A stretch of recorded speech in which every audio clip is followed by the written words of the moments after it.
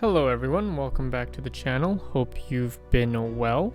Today we've got our bi-weekly portfolio update, and after that we'll talk about the importance of compounding interest and how it can really sneak up on you.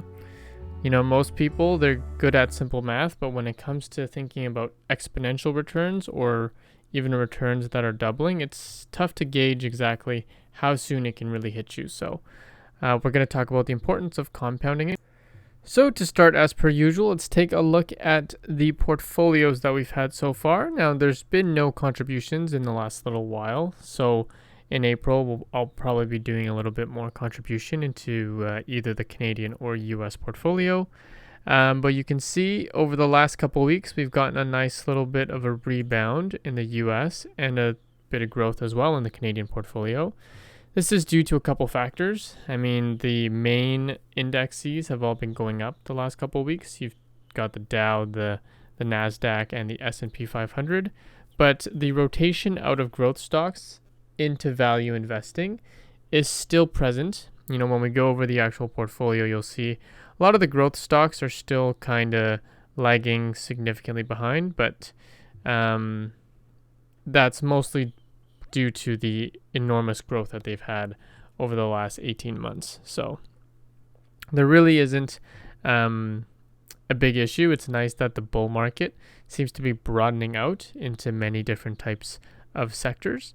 So I think this overall, it's actually going to be a nice strength for the portfolio and the outlook for 2021.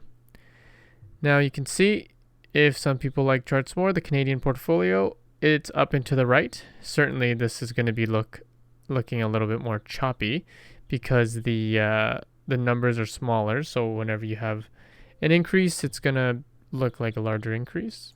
The US portfolio, of course, you saw a significant dip, you know, probably about a month, maybe about 4 to 6 weeks now.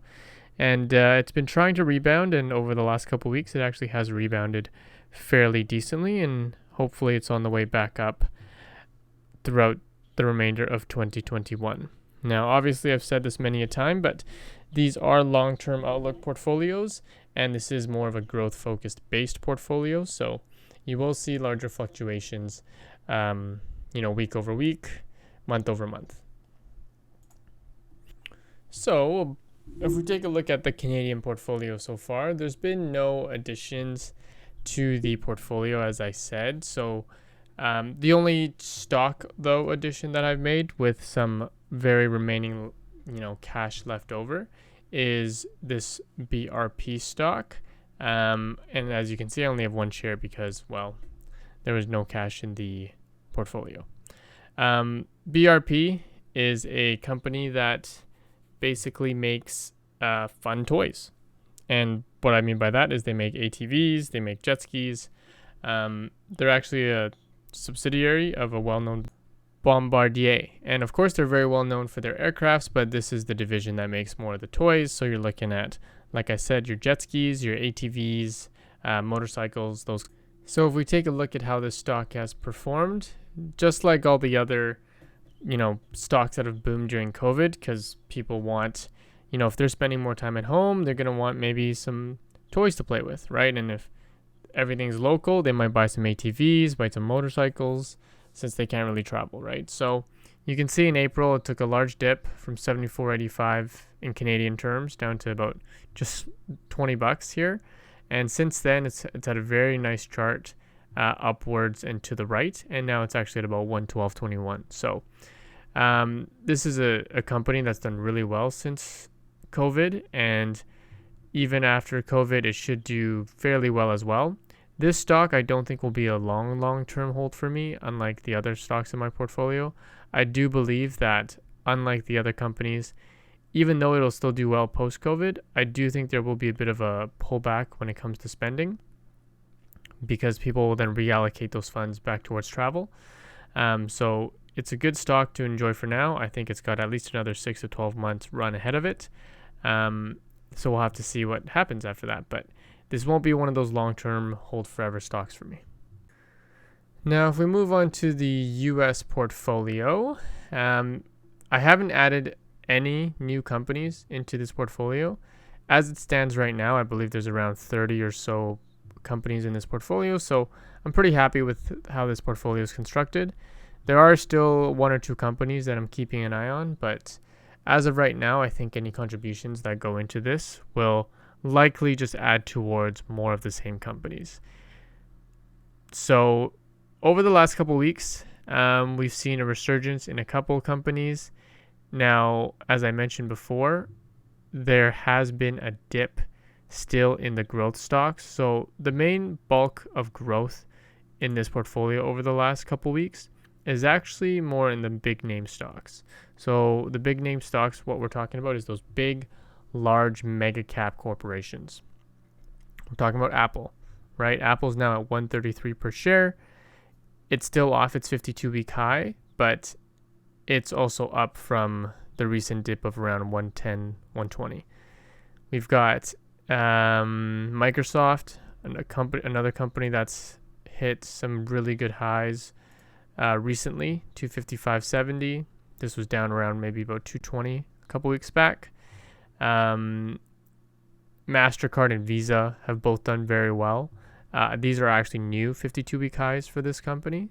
So 380 is a new 52-week high, and I believe an all-time high for MasterCard. It'd be interesting if we take a look, actually.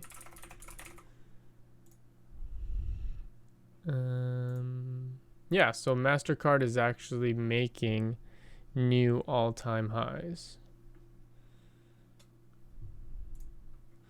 Visa also very well, very similar to MasterCard. So a lot of the large mega cap corporations are near or at 52-week highs and all-time highs. Other growth companies, like I said, that are still dipped, that you're not seeing anywhere near the all-time highs it was at. Basically, every other stock on this list will match that description. Coupa's one of my main laggers. It's at least 30, 40, 50% off its highs. CrowdStrike, Fulgent, Fubo, all these companies, they're very growth-oriented companies. So as the rotation out of these stocks continues to happen, like I mentioned, just great for the bull market as a whole because it broadens out the bull market, which should signify that there's much more growth to come. If I scroll this over to the right here, you can see these numbers a little bit better as far as unrealized gains. Apple, a large one. Generac Holdings into solar, another one. As I said, MasterCard, Microsoft, Taiwan Semiconductor, another big mega cap company. So as you can see, the main gains in this portfolio are the mega cap companies. Part of that's also because I've held them the longest, right? Some of the growth oriented stocks I trade in and out a little bit more. Just small transactions here and there. So you won't see as large of a unrealized gain or loss since purchase, but that won't affect or skew the numbers too much, since I do hold most of these companies long term anyway. But as you can see, Visa here, just the stock market is moving back towards these quote unquote value stocks. And while they don't exactly count as value stocks, they are definitely more of the stable, large mega cap corporations. So I've brought up this calculator before, but I think that this really highlights, part of why investing is so fun, because you have the ability, once you get going, it's like a snowball, right?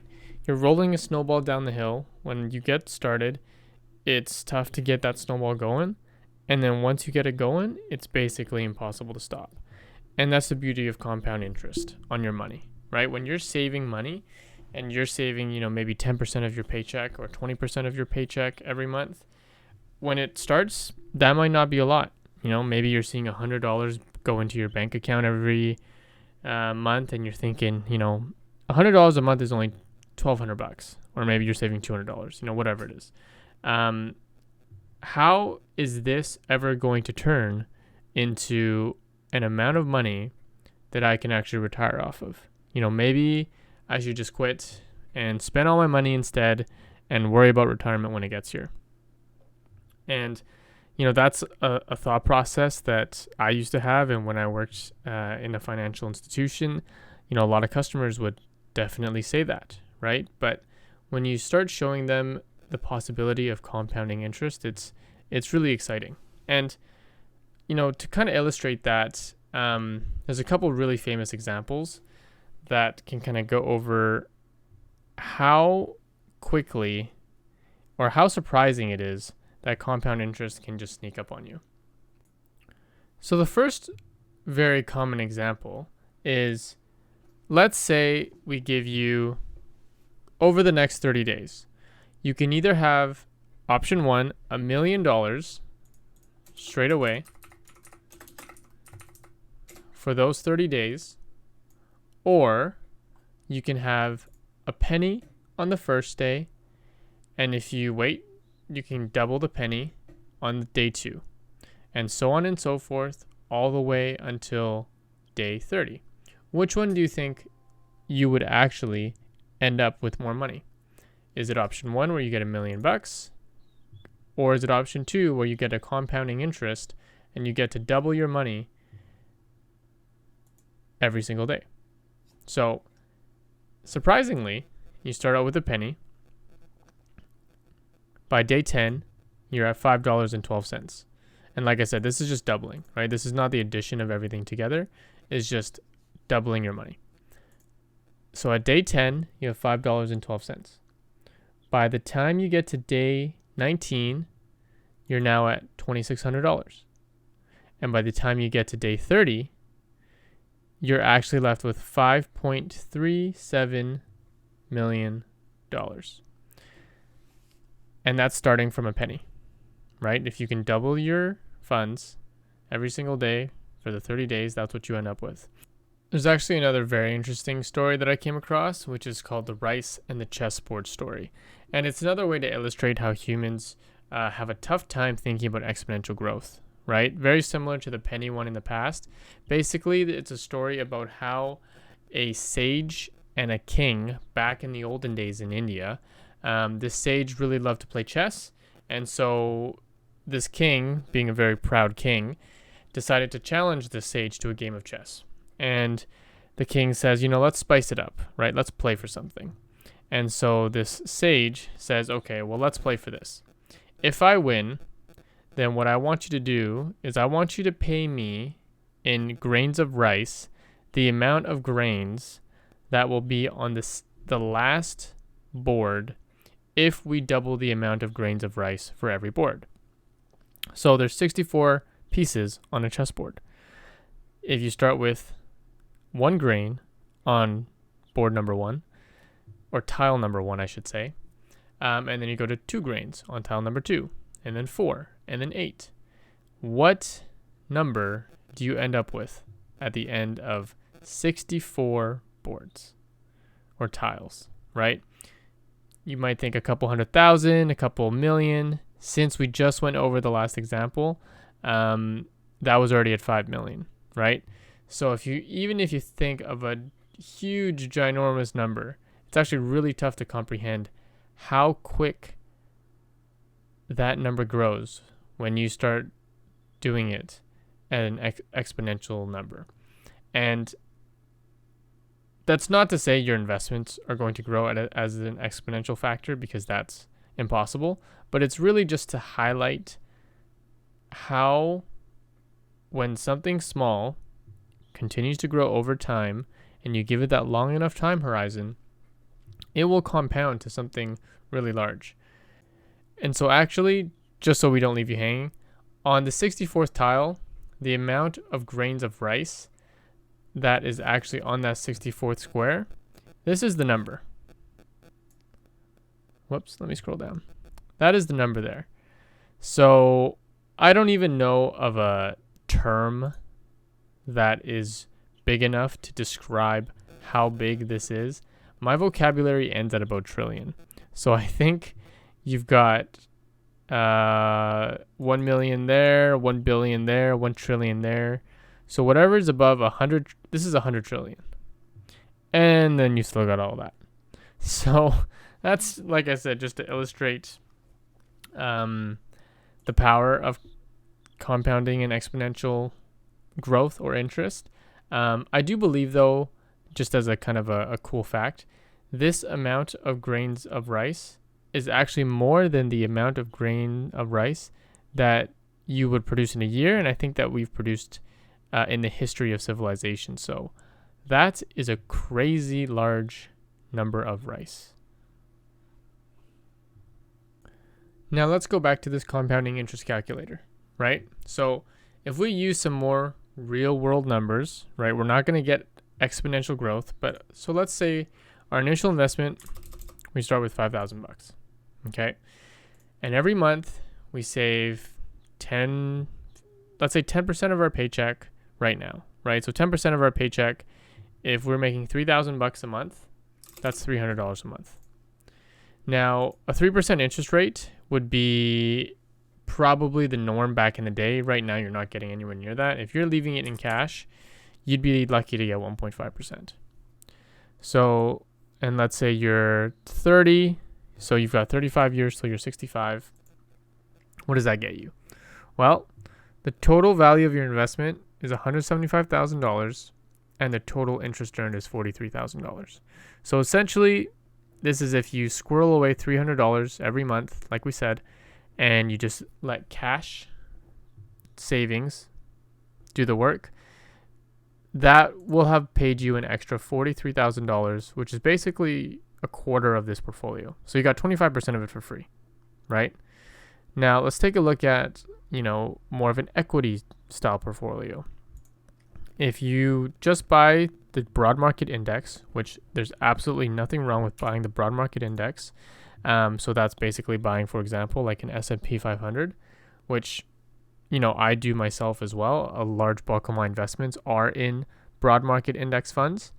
Let's see. So you started at 175,000. If you were just to leave it as cash, you're doing the exact same thing. Nothing changes except for the type of investment that you're invested in. And you're probably about 5x what you were. And this time, because you've put in the same amount of money, all this growth is purely from interest, right? And interest in this case means growth in the market. Your initial investment of $5,000 plus $300 a month is now worth $770 million, right? That is insane. You've only put in, does it show how much we've only put in? Well, total interest earned 638, total value 769. So you've put in about $130,000, right? You've turned $130,000 into $770,000. And this is by doing nothing. You put it in a broad market index and you just sit on your butt. Where this also becomes very interesting is if you can make small changes, it creates a huge impact on this dollar value, right? If you say, instead of saving 10% of my paycheck a month at $3,000, or maybe you get a raise, right? You switch to a new job, you get a raise, and you decide to continue saving 10% of your interest. Maybe now, instead of $300 a month, you're at $600 a month, right? This value just went to $1.45 million. And in society right now, yes, it's totally true that everything is getting more expensive. Housing is significantly more expensive than it was 5-10 years ago. Especially if you're in Canada and you live in Vancouver or Toronto, it's incredibly frustrating to see housing go up 500%, 300%, over the last 20, 30 years, right? But if you take a look at how compounding interest works, you can see the big difference between leaving your money in cash. And if you leave your money in cash, you'll never be able to really do anything with it. Even if you're a great saver and you save until retirement and you squirrel away that 20% of your paycheck every month, which is actually, quite a large amount, by the time you retire, with how things continue to get more expensive and with how corporations and governments keep printing money, sorry, not corporations, just government, the value of your dollar is depreciating every single year due to inflation. I'm sure if you're old enough to be investing in your 20, your 30, your 40, 50, 60, whatever it is, you can look back, 20 years even, or 10 years, or 5 years. And you can think about how even like a McDonald's cheeseburger used to be maybe $1 or $2, and now it's $5, right? If you're not actively growing your money, you're essentially losing money every single year. So it's important to be using good habits to squirrel away some of that money. And more importantly, it's important to be putting it into the right products and investment vehicles for you so that you can make sure that you've got enough of a nest egg that you don't have to worry about going back into the workforce once you retire, right? There's so many, and I've seen so many people that retire when they're 60, 65, and they think they've got it all figured out. But the issue is if you don't keep investing and growing your money essentially, or having a way for it to grow, you might have thought that your nest egg would, give you a solid 30 years. But when things are increasing in cost at the speed that they are, that's going to end up, being only worth 15 years of living. And you don't want to be going back into the workforce or trying to struggle with money when you're in your 70s, your 80s. That should be the time that you should be completely stress-free and focusing on just living every day, to its fullest, right? And so if you think that, picking stocks and all that kind of stuff is too complicated, too much risk, takes up too much time, I totally agree with you. That might not be your thing. So instead of buying something like that, buy a broad index fund.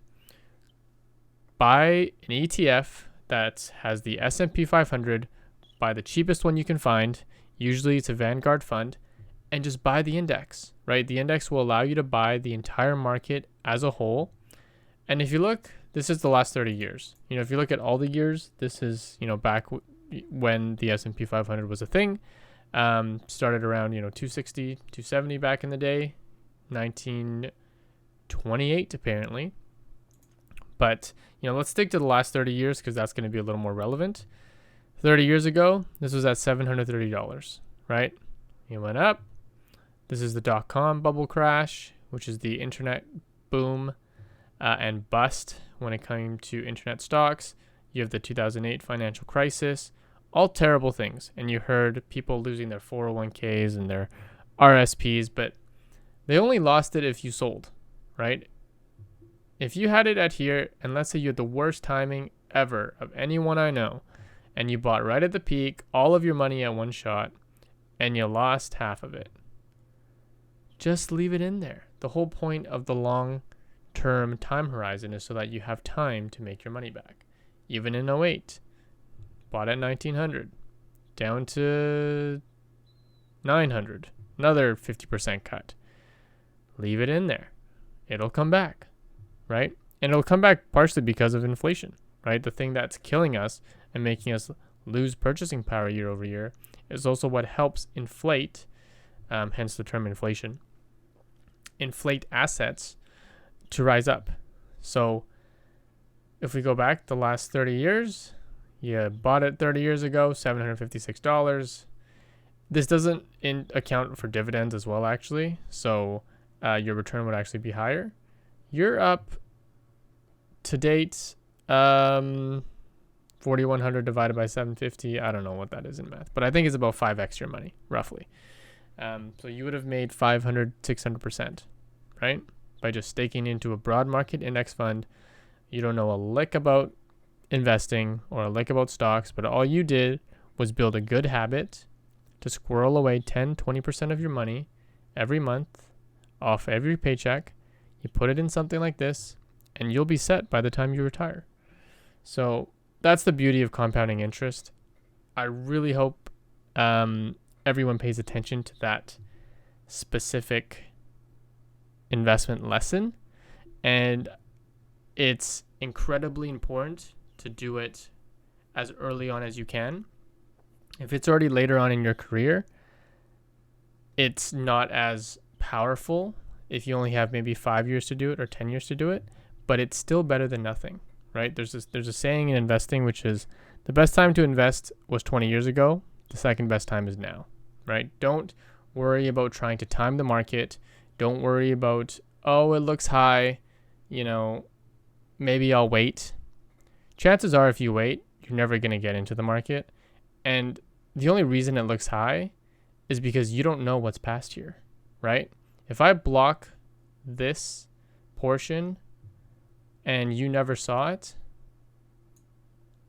you would think, oh, $2,600, that is so high. Maybe I'll wait. Maybe I'll wait to let it come back down because I'm too scared to buy it right now. Well, if you had a crystal ball, you would realize that, oh wow, 2,900 isn't high at all. It's going to go up to $4,000. So hopefully that's a lesson for everyone. It's one that I need to obviously still, continue to reinforce into my mind every single day, because there is that emotional aspect when it comes to investing. And when you see your money start to decrease sometimes in downturns, it can be a little unsettling, but that's why it's really important to trust the process. So hopefully everyone learned everything or something today. And if you thought it was good, please leave a like, share it, subscribe it. I really hope I'm just trying to spread some investment knowledge. Thanks, guys. We'll catch you guys next time.